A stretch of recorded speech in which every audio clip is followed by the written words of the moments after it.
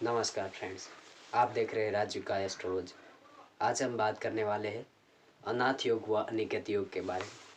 अनाथ योग यानी कि उसके बारे में बात करने से पहले जान लेते हैं योग शब्द का अर्थ। योग शब्द किसे कहा जाता है? योग का अर्थ होता है संयोग या किसी भी जन्म पत्रिका, चाहे वह जातक की हो या जातिका की।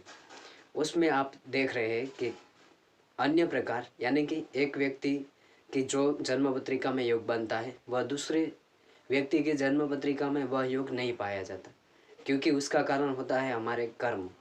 कर्म का चक्र सभी समस्त पृथ्वीवासी में जो भी जितने भी सजीव है उनको लागू पड़ता है। यानी कि यदि आपकी जन्म कुंडली में अनिकेत योग व अनाथ योग कब बनता है, आइए जानते हैं। अनाथ योग व अनिकेत योग। अनिकेत योग यानी कि जन्म कुंडली में अपना मकान होने के बावजूद भी दूसरों के मकान में रहना पड़ता है, या अपने खुद का मकान का जो कहा जाए कि उसका सुख नहीं मिलता, तो ऐसा कब होता है?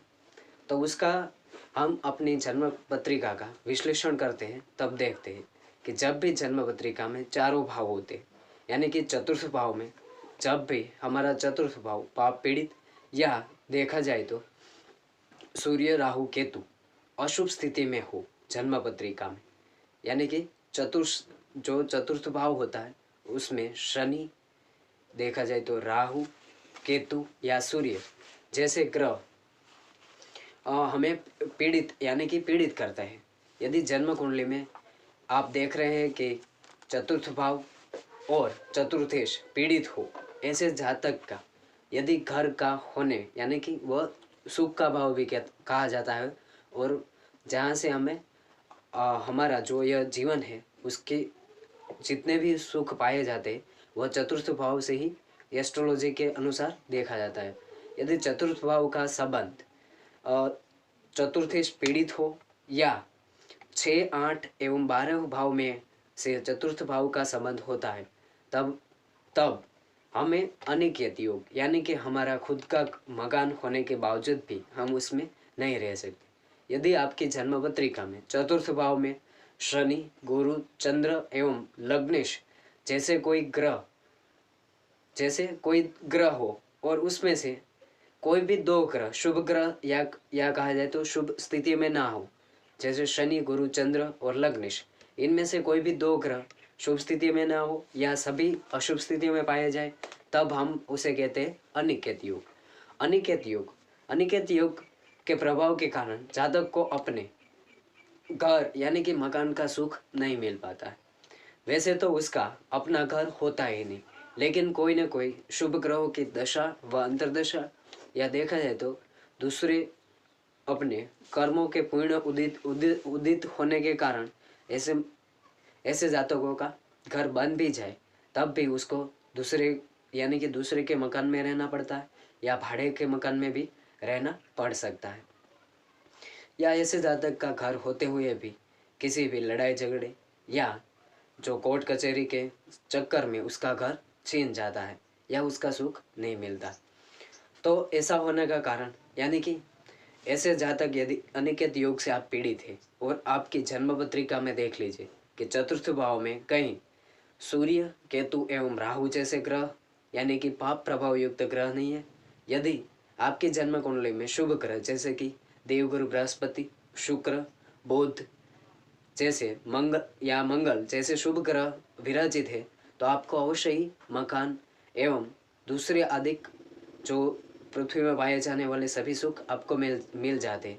लेकिन यदि चतुर्थेश या चतुर्थ भाव यानी कि चतुर्थेश देखा जाए तो चतुर्थेश काल पुरुष की जन्म कुंडली में हम जिस भी राशि को गिनते हैं, आपके जन्म कुंडली के अनुसार आपका जो चौथा खाना है उसमें आपका अलग अलग राशि पड़ेगी। उसी राशि के स्वामी के हिसाब से आप देख लीजिए क्या कि वह ग्रह कौन सी राशि में स्थित है, या उसका संबंध कहीं 6, 8 एवं 12 भाव में से किसी भी ग्रह के साथ स्थित हो, तो आपको अनिकेत योग यानी कि आपको अनिकेत योग का फल मिलता होगा। अनिकेत योग में यदि अंशतः कब बनता है, जब देवगुरु बृहस्पति शुभ स्थिति में हो, चंद्र शुभ स्थिति में हो, तो ऐसे जातक को घर का सुख मिलता है। लेकिन उसके घर में ज़्यादातर लड़ाई झगड़े या कहा जाता तो कलह की स्थिति पूर्ण रूप से बनी रहती है। अनिकेत योग वाले जातकों को देखा जाए तो उसके घर में ज़्यादातर वास्तु दोष जैसे दोष उपस्थित रहते हैं, यानी कि होते ही। यदि ऐसा जातक उसका पूर्व जन्म देखे तो उसका पूर्व जन्म में किसी भी जातक ने, ऐसे जातक या जातिका ने अपने पूर्व जन्म में किसी भी अन्य व्यक्तियों का घर का जो क्या कहा जाएगा उसका कब्जा ले लिया होता है या छीन कर ले जाना भी पाया जाता है। यानी कि ऐसे जातक ने पूर्व जन्म में दूसरों का घर हड़प करना, दूसरों की संपत्ति या हड़प करना आदि फल इस जन्म में भुगतान करने पड़ते हैं, तभी ऐसा हो सकता है। यदि आपकी जन्म पत्रिका में यदि अनिकेत योग यानी कि चतुर्थ भाव दूषित है या उसका 6, 8 एवं 12 भावों से संबंध है, तब आपको उपाय के तौर पे ऐसे जातकों को भगवान सूर्य नारायण की पूजा उपासना करनी चाहिए। उसको गायत्री मंत्र के साथ हर सुबह अर्घ्य देना चाहिए। ऐसा करने से ऐसे जातक को ज़्यादातर घर परिवार का सुख मिलना संभवित होता है। अब जानते हैं अनाथ योग।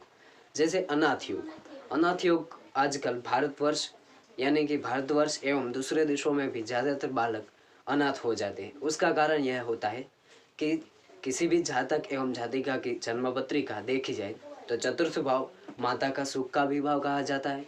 अतः ऐसे भाव में एवं नवम भाव एवं दसम भाव को भी हम ज़्यादातर जब डीप में एस्ट्रोलॉजिकल जो देखते हैं तब वह देखा जाता है।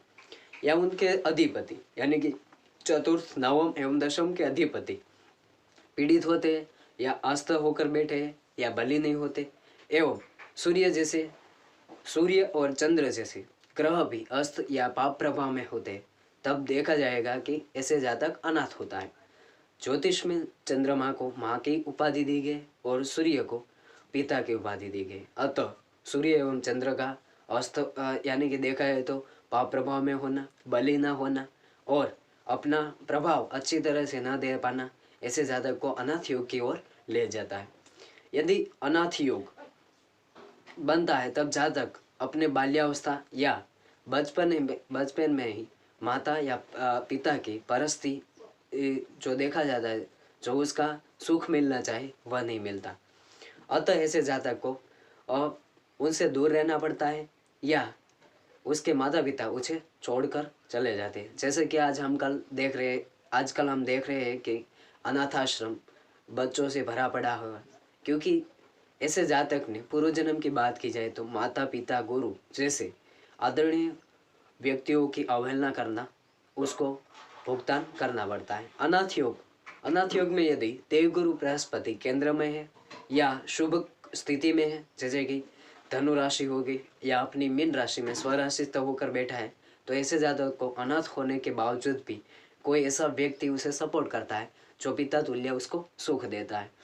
अतः अनाथ योग का जो उपाय की बात कर ले तो भगवान सूर्यनारायण की उपासना करें एवं भगवान शिव की उपासना करना शुभ माना गया है। ऐसे जातक को अनाथ योग होने के बावजूद ऐसे जातक का जीवन जो होता है वो ज़्यादातर आधा जीवन उसे संघर्ष में ही चला जाता है। अतः ऐसे जातक को मेरी अपील है कि वह भगवान सूर्यनारायण की हर सुबह एवं शाम के वक्त भी आप भगवान सूर्यनारायण के गायत्री मंत्र के साथ जल का अर्घ्य देकर आप उसकी पूजा उपासना करना ही आपको सुख का कारक माना गया है। तो प्लीज़ फ्रेंड्स, यदि आपको यह वीडियो अच्छा लगता है तभी लाइक, शेयर, सब्सक्राइब और कमेंट करना ना भूलें। जय हिंद,